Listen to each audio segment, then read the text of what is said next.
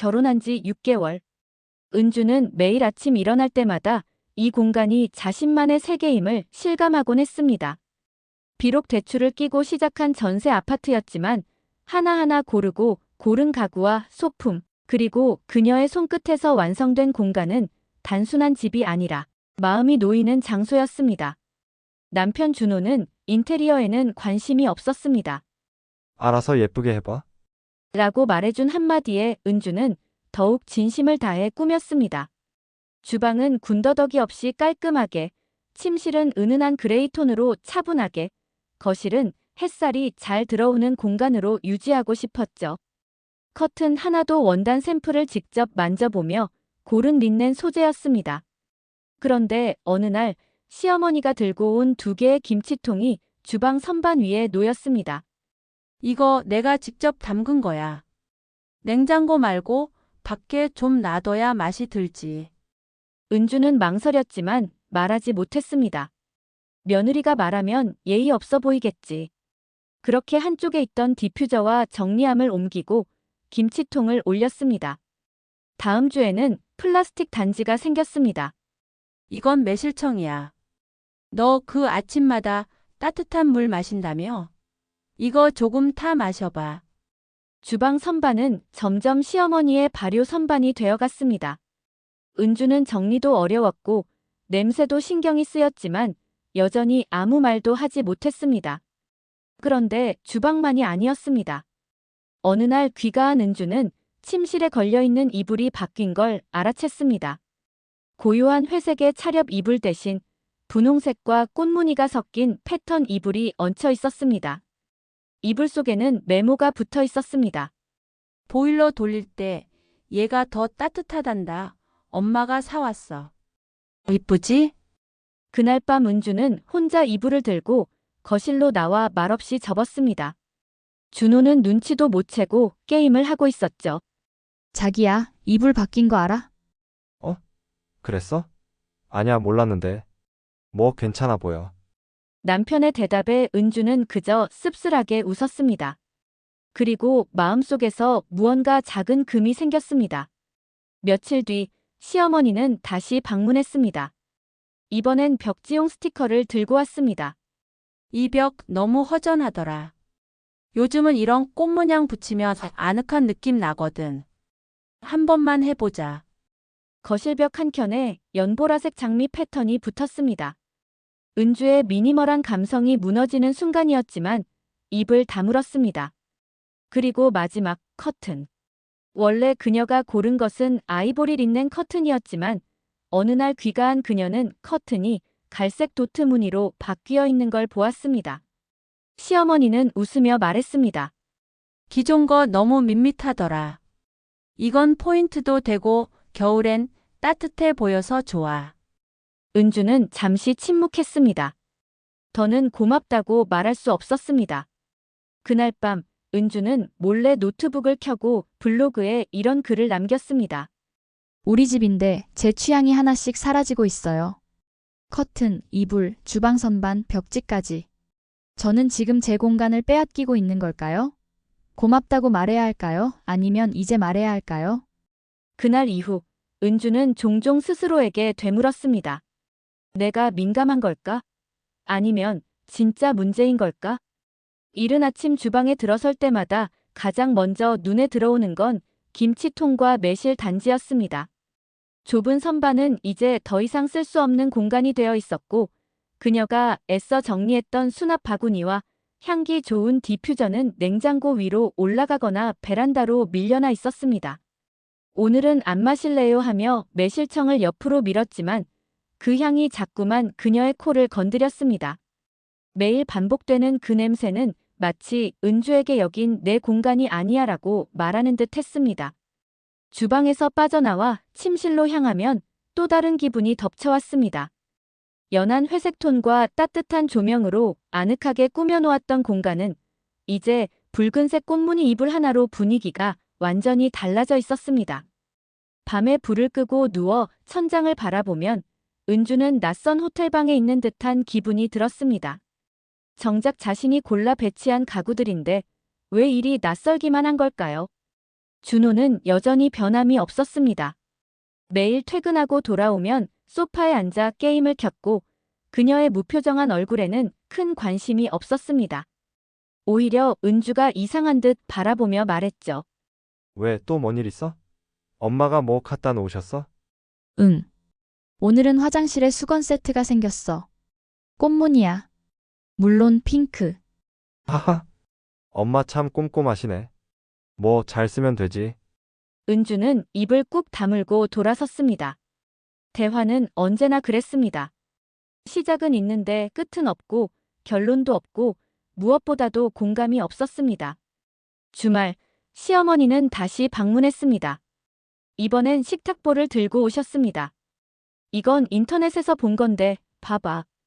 요즘은 이렇게 테이블 러너 하나만 깔아도 분위기가 산다더라.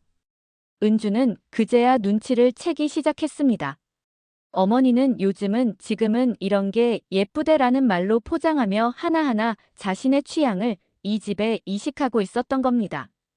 그녀가 원하든 말든. 그날 밤 은주는 오랜만에 친구 수진을 만났습니다. 대학 시절부터 함께 자취를 하며 취향을 공유했던 친구였죠.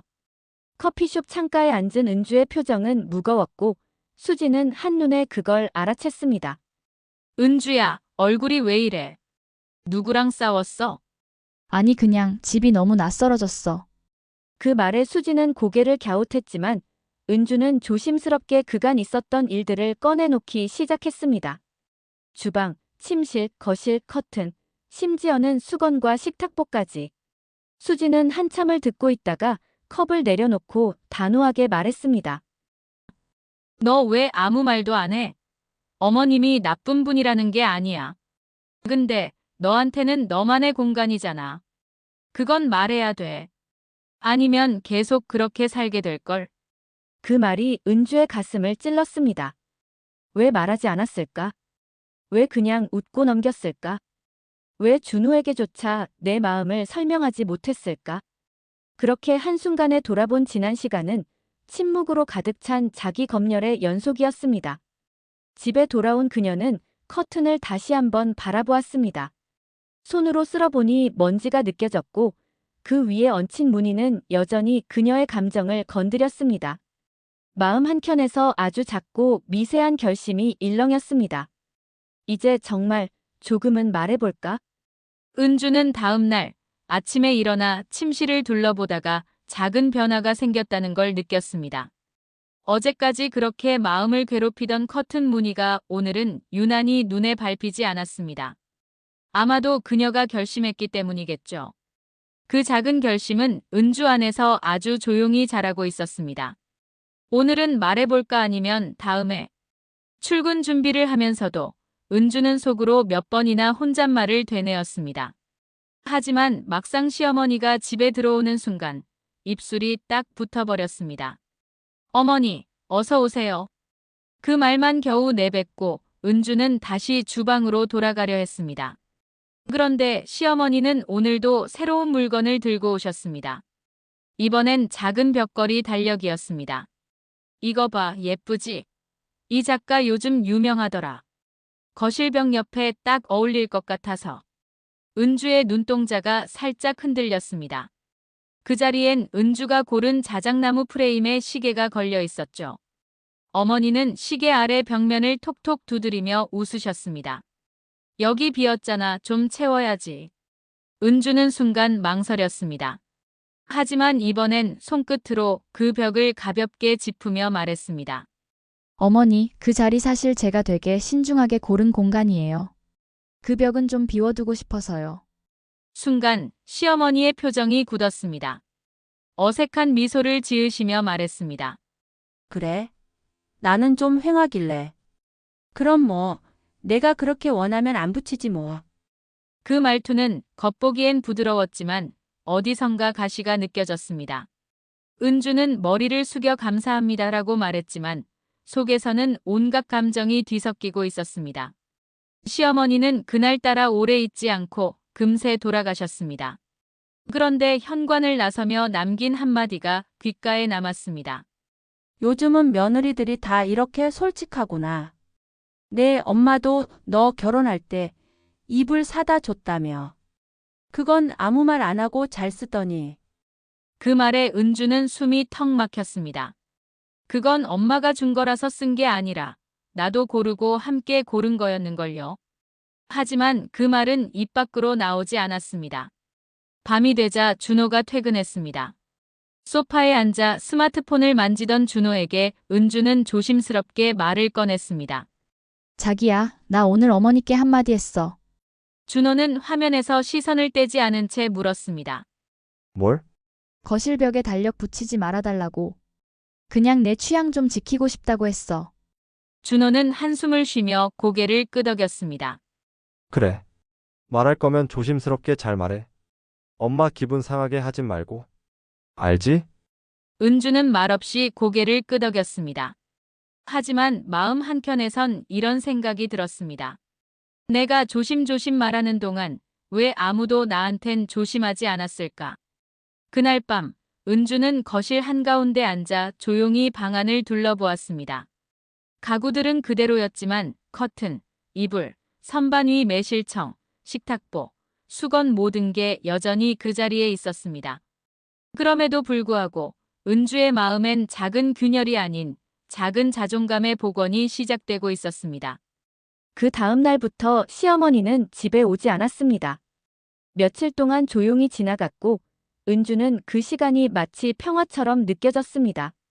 하지만 그 평화는 오히려 불안함을 동반하고 있었습니다. 언제 다시 어떤 방식으로 시어머니가 나타날지 알 수 없었기 때문입니다.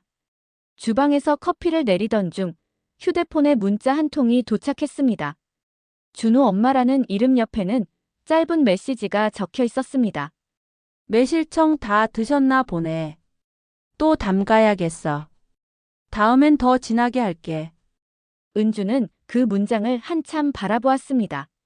겉보기엔 평범한 말이었지만 그 안엔 내 물건이 왜 없지? 라는 무언의 질문이 담겨 있는 듯 했습니다. 그녀는 지난밤 선반 위에 매실청과 김치통을 모두 냉장고 아래 보관함으로 옮겨버렸습니다. 그리고 선반은 원래처럼 깨끗하게 정리했습니다. 향기 없는 디퓨저를 다시 올려놓고 그 옆에 있던 조리 도구들을 자신의 기준대로 재배치했습니다.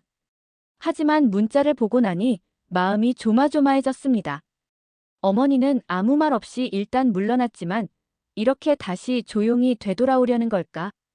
그날 저녁 은주는 준호와 함께 저녁을 먹으며 조심스럽게 물었습니다. 자기야, 혹시 어머니 뭐라고 하셨어? 아니? 왜? 그냥 그날 이후 연락이 없으셔서 나 때문에 불편하신 건 아닌가 해서. 준호는 잠시 젓가락을 내려놓고 말했다. 아니야. 그냥 요즘 엄마도 바쁘시대. 뭐, 조금 섭섭하신 건 같긴 하던데, 은주 내가 그렇게까지 예민하게 구는 건 아닌지 걱정은 하시더라. 은주는 가슴이 철렁 내려앉았습니다. 예민하게 굴었다는 표현이 머릿속에서 반복되었습니다. 그녀가 내내 참아온 이유는 바로 이런 말을 듣고 싶지 않아서였습니다. 난 그냥 내가 살고 있는 집에서 내 감정도 중요하다는 걸 말한 거야. 준호는 다시 식사에 집중하며 대답했습니다. 알아. 근데 엄마는 내가 그렇게까지 신경 쓰는 줄 몰랐을 거야. 말 안 하면 모르지. 다들 그런 거니까. 그 말에 은주는 더 이상 말을 이을 수 없었습니다. 왜 항상 내가 먼저 말했어야 했다는 책임만 그녀의 몫이 되어야 하는 걸까요? 왜 그녀의 불편함은 늘 예민함으로 해석되는 걸까요? 며칠 후 시어머니는 예고 없이 방문했습니다. 손에는 장바구니가 들려 있었고 익숙한 미소를 띠고 있었습니다. 은주야, 미안.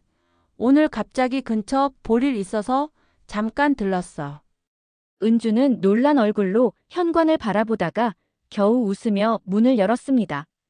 어서 오세요, 어머니. 시어머니는 자연스럽게 거실로 들어와 자리에 앉았습니다. 그리고는 주위를 둘러보며 말했다.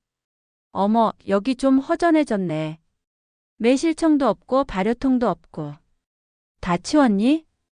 은주는 조용히 고개를 끄덕였습니다. 네. 주방 선반이 조금 좁아서요. 정리했어요. 시어머니는 잠시 말이 없더니 작게 웃으며 말했습니다. 그랬구나. 나는 은주 내가 정리 잘하니까 참 보기 좋더라. 대신 내가 다음엔 작은 장 하나 가져다 줄까? 은주는 깜짝 놀랐습니다. 지금 이 말을 거절하면 또 상처를 드리게 될까 두려웠고, 그렇다고 수락하면 또다시 무언가 들어올 게 뻔했습니다. 그녀는 깊게 숨을 들이쉬고 눈을 마주보며 말했습니다. 어머니 그냥 지금 있는 공간 그대로 두면 안 될까요? 사실 저는 지금 이 모습이 좋아요. 저만의 방식으로 살림하고 정리해보는 것도 즐겁고요. 시어머니는 잠시 정적을 흘리다 고개를 끄덕였습니다.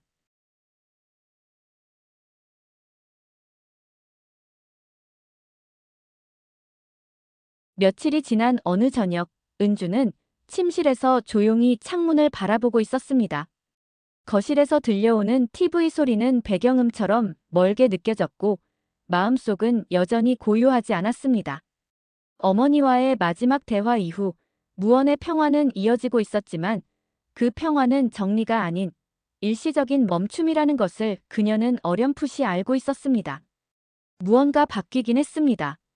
시어머니는 더 이상 아무 물건도 들고 오지 않았고 집에 머무는 시간도 짧아졌습니다.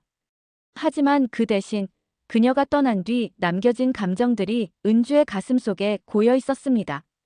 미안함, 애매함, 그리고 여전히 남아있는 불편함. 그러던 어느 날 집으로 돌아온 준호가 우편함에서 봉투 하나를 건넸습니다. 이거 엄마가 놓고 가신 것 같아. 열어봐. 은주는 조심스럽게 봉투를 열었습니다. 그 안엔 손편지와 함께 작은 카드가 들어있었습니다. 카드에는 선물 교환권이 있었고 손편지엔 짧은 문장이 적혀 있었습니다. 은주야, 내가 너무 오지랖이었지. 미안해. 이건 그냥 너 혼자 기분 전환이라도 하라고.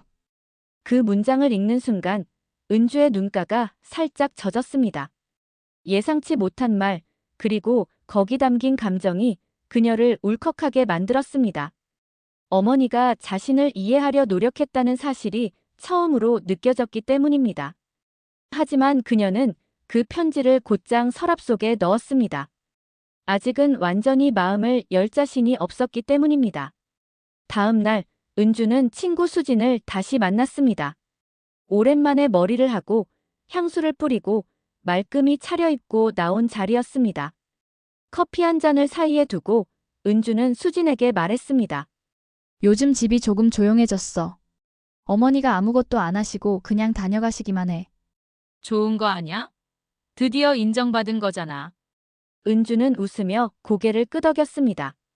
하지만 그녀의 눈빛은 여전히 멀리 어딘가를 향하고 있었습니다. 근데 이상하지? 오히려 지금이 더 서운해. 그전엔 뭐라도 관심 갖고 말 걸어주시고 뭔가 했었잖아.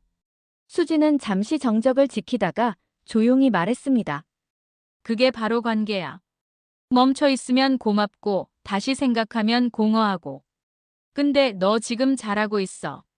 말했잖아. 넌 내 집에서 내 인생을 살아야 해. 그 말에 은주는 눈을 감고 한숨을 내쉬었습니다. 집이라는 공간이 단순히 사는 곳이 아니라 관계의 온도와 감정의 균형이 오가는 전장이란 걸 이제야 절실히 깨닫고 있었습니다. 그날 밤 은주는 소파에 앉아 오랜만에 자신만의 시간을 가졌습니다.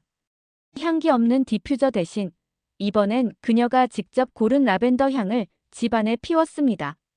그리고 거실 조명을 약하게 줄인 채 노트북을 꺼내 자신의 일기장을 열었습니다.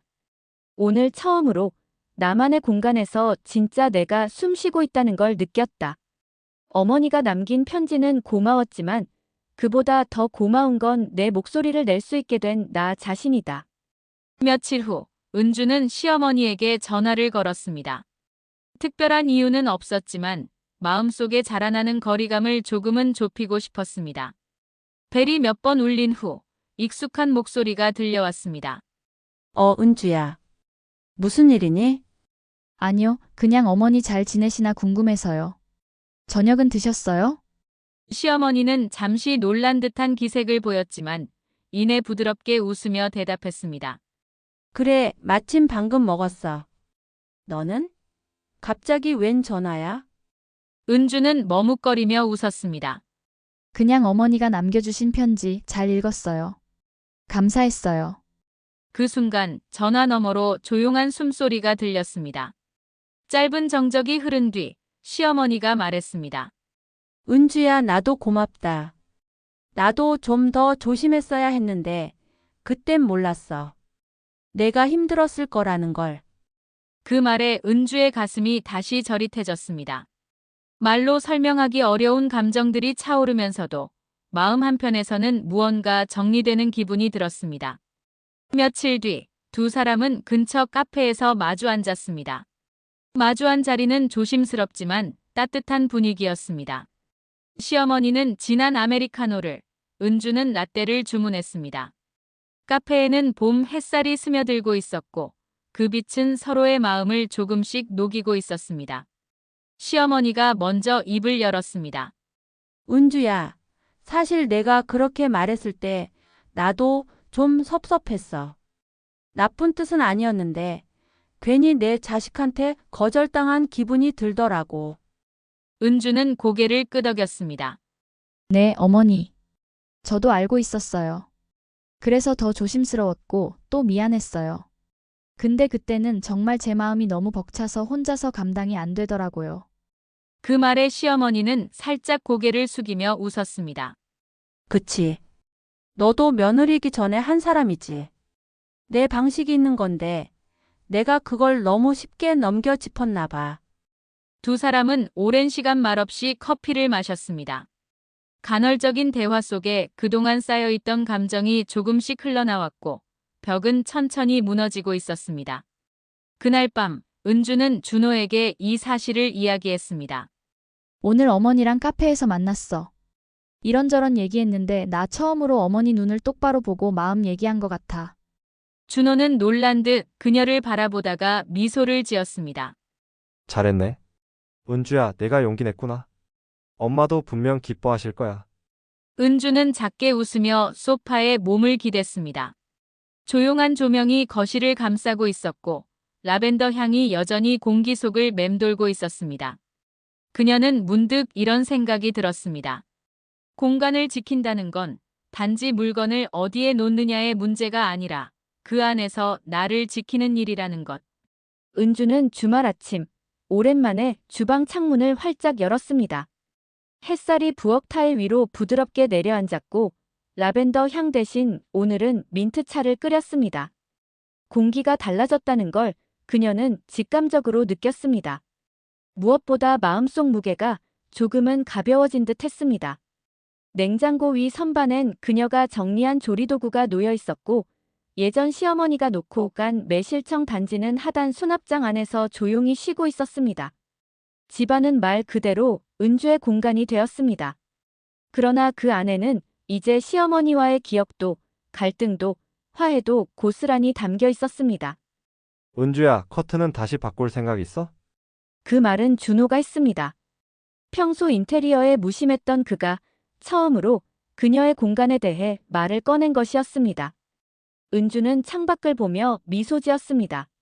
아니. 이상하게 지금 이 무늬도 나쁘지 않게 느껴져. 커튼은 여전히 시어머니가 바꿔놓았던 도트 무늬 커튼이었습니다. 전에는 그 무늬 하나에도 숨이 막히고 속이 갑갑했는데 지금은 그 무늬조차 그녀에게 관계의 흔적처럼 느껴지고 있었습니다. 그날 오후 시어머니가 전화를 걸어왔습니다. 이번엔 이전과 달랐습니다. 말투도 목소리도 조심스러웠지만 어딘가 따뜻했습니다. 은주야, 혹시 시간 괜찮으면 이번 주말에 김치 좀 같이 담글래? 내가 예전에 좋아했다던 그 백김치 레시피로. 은주는 순간 놀랐지만 이내 웃으며 대답했습니다. 네, 어머니. 같이 해요. 이번엔 제가 먼저 무 씻어 놓을게요. 그 대화는 아주 짧고 평범했지만 오랜 시간 걸어온 긴장과 오해의 강을 처음으로 건너는 순간처럼 느껴졌습니다. 주말 두 사람은 주방에서 나란히 섰습니다.